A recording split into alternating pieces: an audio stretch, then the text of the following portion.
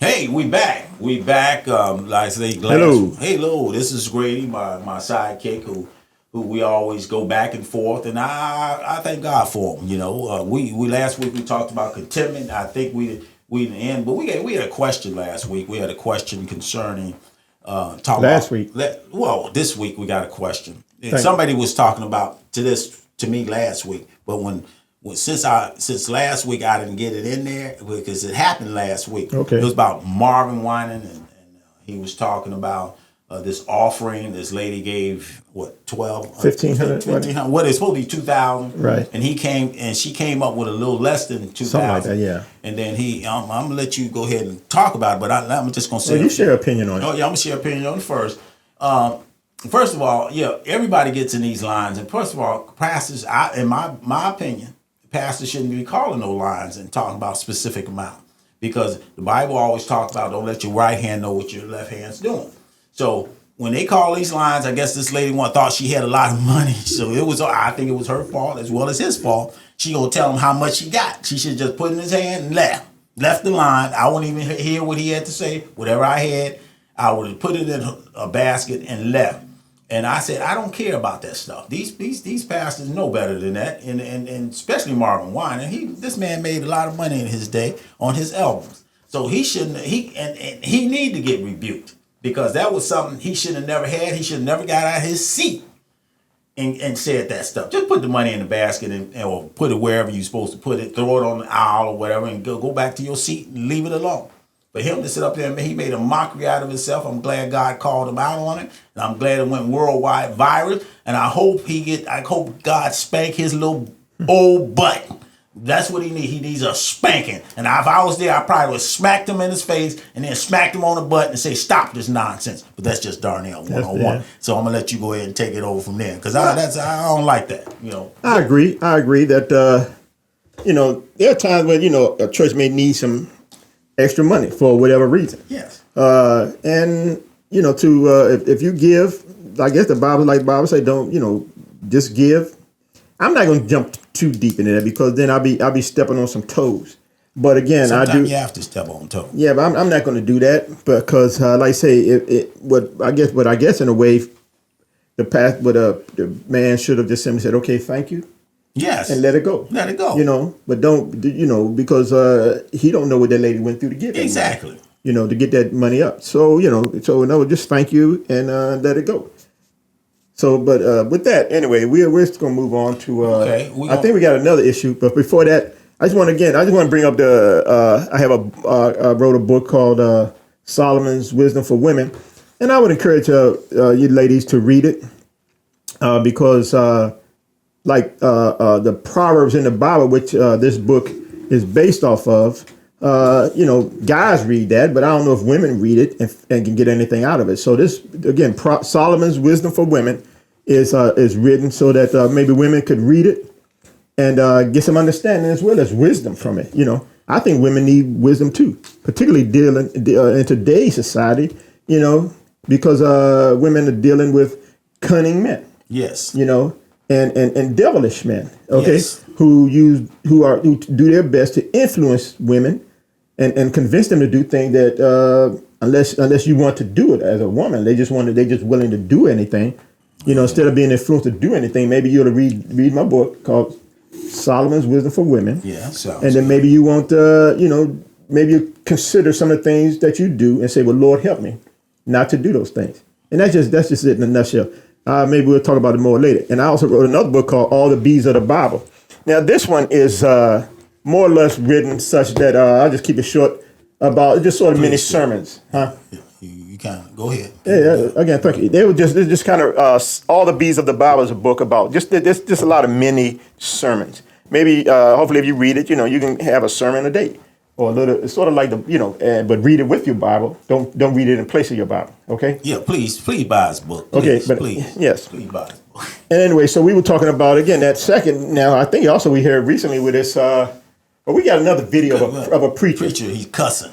Yeah, He's using profanity, and he called them out of their names, women out of their names. Yeah, he's just talking all kinds of smack. And we keep thinking he might not be. I don't know what get him. We remember these guys coming from the street. Some of them. Some preachers come from the street, and they haven't been cleaned all the way up. So I'm not going to judge whether he's saved or not saved, but usually your mouth. He said out of the mouth, he said out of the heart, your mouth speaks. So if he still got those cuss words in him, and I don't cuss right now. I mean, I probably said a few words when I was younger, but if it's still in him, he have not been clean. Well, what did the word say? The word talks about the tongue. The tongue. And he said, if a man can it basically says if a man can control his tongue, he can control the rest of himself. Exactly. So if your tongue is out of control, ain't no telling what your body's definitely out of control. Right. So there's no control. You like a spirit that's just loose running around with the wind.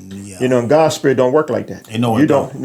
That wasn't a God spirit that came out of him, saying to call a woman a B and all this other stuff. Call them all them names. All those names, because you should respect God's creation. And they came in there. You might have had somebody that's coming off the street to witness. Somebody witnessed to. They come off the street, and then all of a sudden she see a preacher up there cussing, calling her B's and stuff like that. They don't come back. They usually say, well, I can go out in the street and get this. I can go out in the bar and still hear what I heard in that church. So your witness, you put God, a stain on God when you do stuff like that. Yeah. So that God gonna get you. God said, I will repay that preacher. He said, woe unto the pastor who scatter my sheep. Yes. So you got to be careful out there. Don't be quick to become a teacher and a preacher in any of those fivefold ministries, because once you become a fivefold ministry, God gonna deal with you. He gonna spank your little butt. You might not. You won't lose. I don't think if you're in God, you lose your salvation. But He will chastise those folk. But we're gonna move on, and we're gonna talk about. We start off with you know why I'm laughing, don't you? Yeah, well, no, you don't know. I don't leave it alone. Well, you should leave it alone. But I mean, you can come. That's why it's open conversation. We were talking about contentment last week. Yeah. And I don't know whether do you finish up on your contentment? We'll never be finished. I think because it's always it's a continual discussion. Because we started with always this thing called influence, and that contentment. Who's influencing who? That's the question. Well, I guess that is an open-ended question. Like we can say, who's influencing you? Who's contentment? You want to take it over and well, contentment isn't necessarily about influence. It's more about being satisfied, and it's about positive. About you can not necessarily be you can biblical contentment. Let me say, because I put my glass on and try and read something. The biblical contentment is not dependent on positive situations. Biblical contentment does not has nothing to do with your positive situations. Like everything's rosy. Everything's going good. That's not biblical contentment. Biblical contentment is whether or not you have peace with God. And then everything else falls into place. As we said before, that, what we said, that everything is in its own perspective. Everything has its place. You set your priorities. When you have biblical contentment, you know what's important and what ain't. Okay. You know what I mean? So you wouldn't put this over that unless it adds to your spiritualness, unless it adds to your godliness. You wouldn't put prayer over frustration. Okay? That's contentment. When you can pray and be content with your prayers, other being frustrated and trying to lash it out. Okay? This is a good time to really interrupt me, and I'm going to let you continue. I'm going to ask you a question. Now, we're going through this, because I would like to put some modern stuff in these kind of discussions. We got folks who's getting ready, talking about SNAP, getting ready to, and you see a lot of folks are going crazy because this government shutdown. And I had a young lady who wrote, and she said that was horrible because I put, and I interject something to keep the discussion going. So when we talk about contentment, how can they? I know the answer, but I'm gonna ask you because I know you know the answer too. Should they be content with not getting, especially federal governments, without getting a paycheck, and they working? Is that what? I'm gonna throw that out there. I got my own ideas about that because I said first of all, God always put people around you, and He's not gonna let you start. A lot of these folk ain't losing no weight. So I said, He put people around you that can help you. And these people who have something, they should, if I have it, you should have it. But because of their independent spirit and some of that prideful spirit, you can't even get things to people because they feel that they should do it. They're independent and they don't want. And if you do offer, they think that you should offer it to them. Sometimes pride goes before a fall. I think we're going through this period of time in life that God is shaking the tree. God is allowing the enemy to shake the tree, and we're gonna get into the purpose of Satan probably next week, because all this gonna be running, like you say, as a thread, influence. So what do you think about that? This government shutdown, and we get talking about contentment. You should be content because you ain't got no money. Money not coming in. Nobody giving me anything. You got a job or you got a business, and you can say, be content. Right. You getting a check, Grady. Yes, I am. Yeah, and so how you gonna be content? You getting the check, and I got 2 kids to feed, and you always smiling all the time because you getting the check, and you say you should be content. Now, how do you tell somebody that? If a young lady came with you, got 2 kids to feed, and you ain't gonna feed them, you don't want to give them no money, but you saying be content. You a preacher, you talking about be content, and you ain't passing the basket to help these people. How do you be content in situations like that? Paul said, in all things be content. Content and godliness is Paul, the word is saying the word. That's the letter. And but the spiritual piece is what does that mean to the average Joe Blow? Well, there is no easy answer. Yes, okay, there is no easy answer. There is. Go ahead. Thank you. There is no easy answer. Okay, you got to talk to me. Amen. When you're circling the drain, you don't want nobody to cut the water on. You want them to plug the drain so that you don't go down the drain. So I'm saying, and that's kind of what does that mean? You just come on, talk to me. You doing some stuff out there. I don't know. I'm trying to tell you. All right. I'm plugging saying the drain. What does that drain to mean? Just drain or what? Come on, go ahead. I'm trying. Maybe some people understand. What I'm saying. That's just something somebody say sometimes. But I've heard that. When you're in the midst of, in other words, if you're in a situation where where you don't know the outcome, then just telling somebody to pray, to trust God, not to focus on your situation, that's not necessarily going to put food on the table. But see, a lot of times, particularly for Christians, now the unsaved, I can't really speak to them, but I hope when they hear this, maybe they'll learn to trust God. I don't think a lot of Christians, so go ahead. Tell me the answer to that. Well, I'm trying to answer is simple, particularly trust God. But you don't want to really hear that. You want, like I said, you want food on the table. So to begin with, you got to start out with God. Now, for Christians who start out that way and they've been walking with God for a while, they know God. The Bible said God will provide. If you trust God to provide, then trust him to provide. Instead of doing all this grumbling and complaining, amen? Okay, just think about having the peace of God in your heart. Mm-hmm. You can't bring. None of us can bring. We can. None of us can get water from a rock. Okay. Now look at it like this. Also, there are food banks out there. And what makes you think God didn't provide them? But the food banks are saying they can't feed all these people. Well, again, there's more than one food bank. They saying they are. All of them saying. Well, again, they're going to do the best they can. But you got food on your table. Again, you know something else you can do? Can you give somebody some food off your table? It's possible if they come to my house looking. Okay, I've offered some people some food. Sometimes people say, well, I don't want that. You know what I mean? I'm like, okay, I can't help that. But what my point is, if you are in that situation and the food bank is, let's say, 10 miles away, okay, then what you need to do is get up early enough so you can get there in line and be amongst those that get the food early. But if everybody's showing up there, you don't want to be late. Okay? And it means that, hey, you gotta do your part. Even with God, you gotta pray, pray the night before. Don't wait until the daylight, you ain't got no food on the table, tell the Lord provide a meal for me. I heard say sometimes, sure, you can do this kind of, it's always kind of, spiritual kind of thing. Some people say if you're hungry and you ain't got no food, get you a knife or fork and a plate, sit at the table and pray and ask God to give you, maybe he'll fill that plate. But again, if that's spiritually thinking. Now, again, if that's the case, then do all that praying the night before. You never know what God will provide the next day. Okay? If you need something for that day, pray, or the next day. I know tomorrow, the next day is not promised to nobody, but don't wait until tomorrow to start praying about your needs. Pray the day before.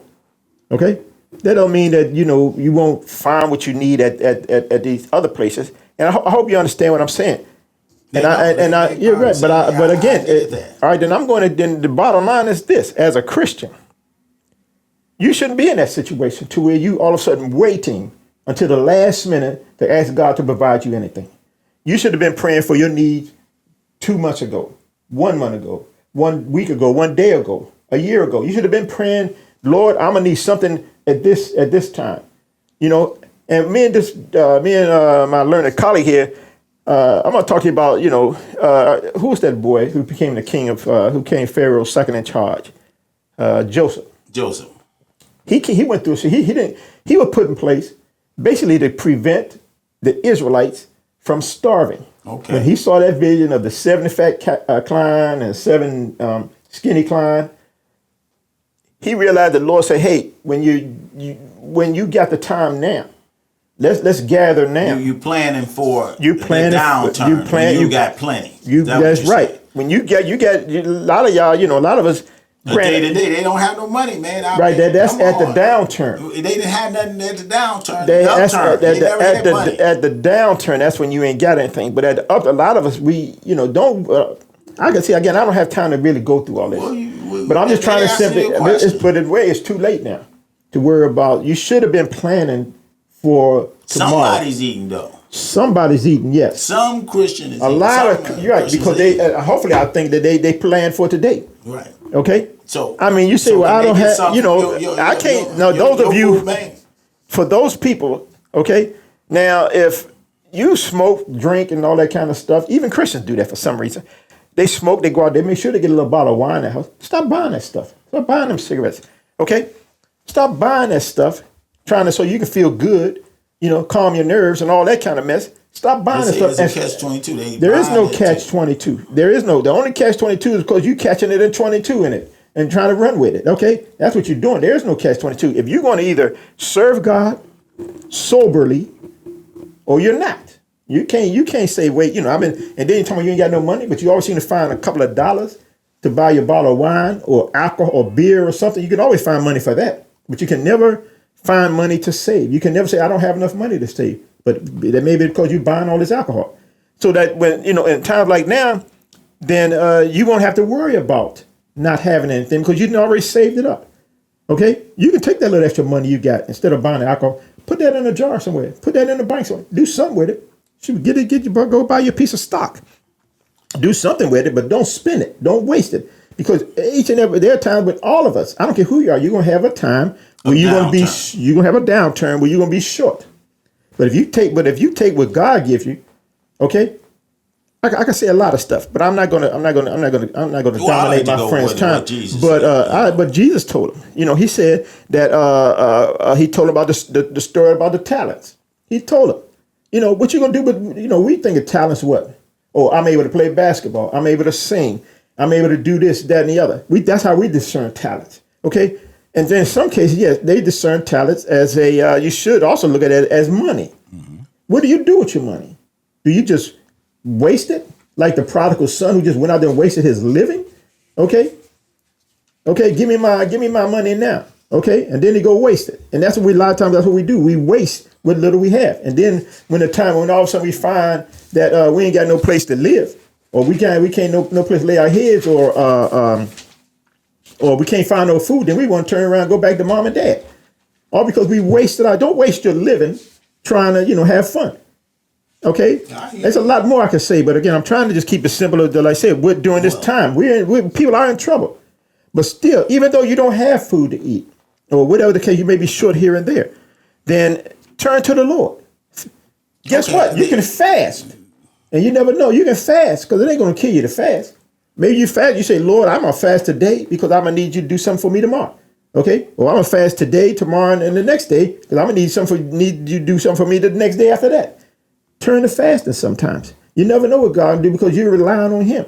And these are the kind of things as Christians we ought to do. Now, what the world does is worry. They worrying. They are worrying. Okay? They crying. Okay, woe is me. I'm like, shoot, Jesus, God's like, yeah, woe is you. When I try to tell you to come that and let me help you, you like, nah, I ain't got time for God. And for you Christians out there, I'm gonna say this one more thing and I'm done. God, You sure? Go ahead. yes, God fed Israel. What did he feed them with in the wilderness? He fed them with two different things. Manna and pheasants. Right. He gave them that. Well, he gave them pheasants after they were complaining. So right. He said, so after about you did, I'm gonna kill you. but the point complain about it. Well, the point is that God will take care of you. Yeah. Jesus even said that. Yes. He said if he's concerned about the birds and the pharaoh, that's what I was talking about. The birds. The bird is called. He said two pharaohs. He said. No, I ain't talking about the pharaoh. I'm talking about the birds. He said Jesus was the man. Let me finish. Okay, then you hate the pharaoh. Okay. But I'm saying, remember, he said about the birds. He said, if I can feed them, aren't you more better? Aren't you more precious than birds? That's right. I'll feed you too. But you gotta believe and have faith in God, or not. Then, or if you don't, what you gonna do? But worry. I'm just gonna say this. We talking about faith. David suffered too, and here he is, and we suffer. When we go downturn, we suffer a little bit. Everybody is everybody that's not rich or a billionaire or millionaire. So a lot of folks are suffering out here. But how I use it said faith is not based on feelings, and a lot of us, and especially my women colleagues, I'm gonna tell you, faith is not based on your feelings and your tell that to the brothers emotional. Too. You gotta learn that too. They gotta learn that. Yeah, but most of the people I deal with, I'm just saying. I see brothers out here worrying. Brothers are worrying about something that you have no control over. So faith is based on the promises of what God said, and a lot of us don't know what God said. Trust. Yeah, it's called trusting. David always came back. He always talked about his enemies around him. He would look like some people say he cried too much, but he didn't, because he knew how to. He knew that God He would answer him. He said he trusted him. That's the bottom line. Any prayer, when you pray, and I always tell people, and I had to remind myself. He said, "You got to come with you, oh Lord. I do my trust. You, my refuge. You, my fortress. And in you I trust." And folks don't understand that word trust, believe, you hope in. It's based on the promises of God. So you always got to pray God's word back to him. And see, then when you pray his word back to him, you focusing on him and not your circumstance. Whatever you focus on the most, you give strength to. And that's what I tell people. That's whatever you focus on, if I'm focused on that situation, you in trouble. And you give strength to that. And then you start getting depressed. You start getting angry. And you say, I guess God, one young lady said, one older lady said, I don't think God hear my prayer. I said, why? That's where you go. You go on a downward spiral. Right. And I think that because if you don't see immediate, give up on God. Yes. They give up on him because they don't understand. Because they don't really know. They don't know the patience. They don't know the patience endurance that happens. They don't know enough to wait. And he always put people by you that have something. Right. And then you fussing at the person that he put by you. Right. And you really calling these people names. You still want the material piece, but he's trying to give you the spiritual piece, because once you got the spiritual piece, I guarantee you, it'll calm you down, and then that natural material speed will. I'm gonna give you an example. It was one story, and I know we probably don't. It was one story about two leopards sitting outside the gate. Okay. And the king, they were scared of the army was getting ready. The Syrian army was there getting ready to take over Israel, and even the king was scared. Now they were starving inside the gate. Israel was starving inside the gate. Yeah. So what he had did, these two leopards, since they was outside the gate, they said, "I'm gonna die if I go inside. I'm gonna die if I go over there to the enemy." Yeah, God was trying to get them to go over to the enemy camp, but they wouldn't do it. They was afraid. That fear factor got in. So what happened was the leopards started walking toward the enemy. And God magnified that walk. They're walking like it was armies coming toward them. And they said, "Oh, Israel coming up toward us," and they started running. So they left everything behind. You talking about the other army? The army started. They left. Right, they left all their materials. They left all the food. They left all the materials. Everything there. Gold, silver, and everything. So these leopards, they came up there. They got all this food and all this. They said, "Well, we got all this. Let's go back and tell them that even though they might even get killed, going back and tell Israel, because Israel won't believe them that if they said it. But then the prophet came and told Israel, said, yeah, go listen to these guys. Just go. And they went over there and they got all this material. See, while you sitting still not doing anything, you're going to die anyway.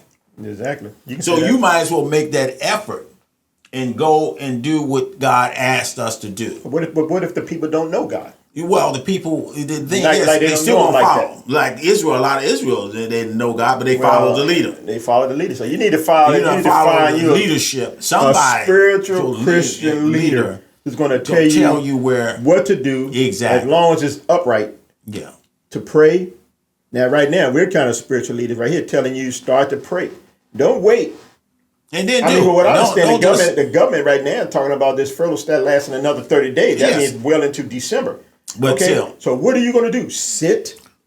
You got 5 minutes. Wow, that's a quick 5. That was a quick 30 minutes. Yeah, that's all right. But you got to understand. So are you going to sit? Should you just sit there and wait for God to give you a sign? This is what I made.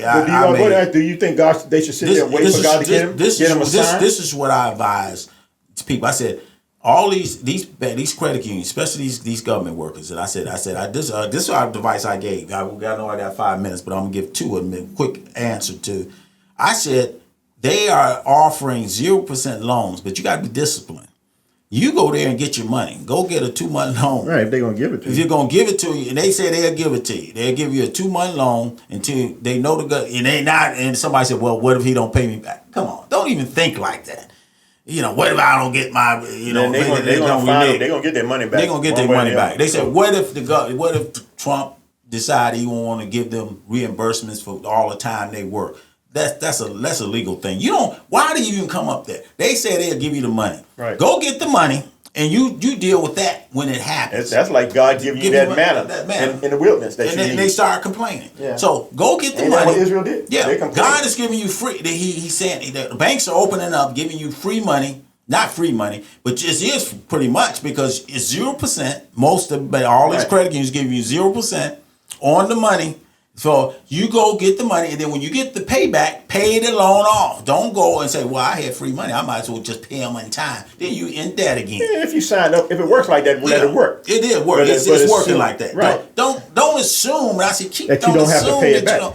You got to pay that money back. Yeah. And a lot of us is undisciplined. You getting that much money too big. And I say, stop this craziness that we do. And then you got people around you. I said, come on, I got $1,000. Somebody got 10 of us got $1,000. That's $10,000.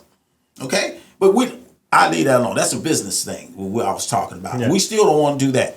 So we got to understand. We started. I think even the world, even right now with all this going on, people are crying. Yeah, and a lot of them are crying. They don't out. follow the leadership, but they don't follow leaders, the real leaders. They follow these crazy people talking about 2000 getting 2000. Well, yeah, but a lot of them. I like to say this: that a lot of them.